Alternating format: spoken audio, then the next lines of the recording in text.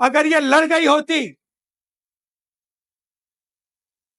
तो आज हिंदुस्तान के प्रधानमंत्री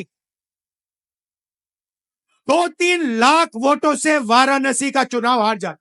बहुत पहले ही आदरणीय प्रियंका जी से आग्रह किया था और उनसे निवेदन किया था कि आप आइए बनारस, आप हम सब लोग एक मजबूत आपको एक अपनी बहन और एक भाई की तरह मिलकर चुनाव यहाँ लड़ेंगे और निश्चित तौर से मोदी को हराएंगे। सिर्फ अयोध्या में नहीं, वाराणसी में जान बचा के निकले हैं प्रधानमंत्री। और मैं आपको कहता हूं और बहन से कह रहा हूं, अगर ये लड़ जाती वाराणसी में, अगर ये लड़ गई होती तो आज हिंदुस्तान के प्रधानमंत्री 2-3 लाख वोटों से वाराणसी का चुनाव हार जाते। मैं ये बात अहंकार से नहीं कह रहा हूं, मैं ये इसलिए कह रहा हूं क्योंकि हिंदुस्तान के प्रधानमंत्री को हिंदुस्तान की जनता ने मैसेज दिया है, ये आपकी जो राजनीति है हमें अच्छी नहीं लगी। निश्चित तौर से हम लोगों ने बहुत पहले ही आदरणीय प्रियंका जी से आग्रह किया था और उनसे निवेदन किया था कि आप आइए बनारस, आप हम सब लोग एक मजबूत आपको एक अपनी बहन और एक भाई की तरह मिलकर चुनाव यहाँ लड़ेंगे और निश्चित तौर से मोदी को हराएंगे।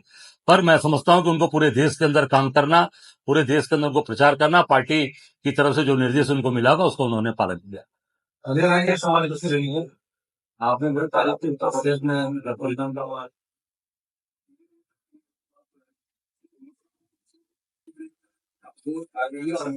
तो 5 नंबर ऐसे लड़े कितने पे थे हम? तो 17 पे लड़े थे ना। तो आज नहीं फेल कैसे? 17 में हम लड़े, 17 में हम 6 जीते हैं।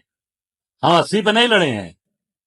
हम 80 पे लड़े होते तब ना आप कहते ये बात। 17 लड़े, 17 में हमारा परफॉर्मेंस देख लीजिए, वोट का परसेंटेज देख लीजिए हमारा 17 में, 17 पे 80 पे मत काउंट करिए। और जो हमें सीटें हराई गई, अब सदल प्रसाद जी को जबरदस्ती हरवाया, जबरदस्ती सरकार ने हरवाया सदर प्रसाद जी को। बांसगांव हमारी देवरिया की सीट जबरदस्ती हराई गई, महाराजगंज की सीट जबरदस्ती हराई गई और अमरोहा की सीट जबरदस्ती हराई गई।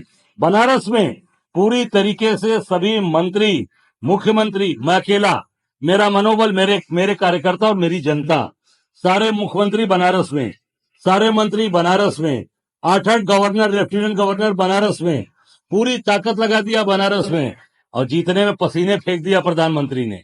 पसीने निकल गए, 4 राउंड तक हारते रहे।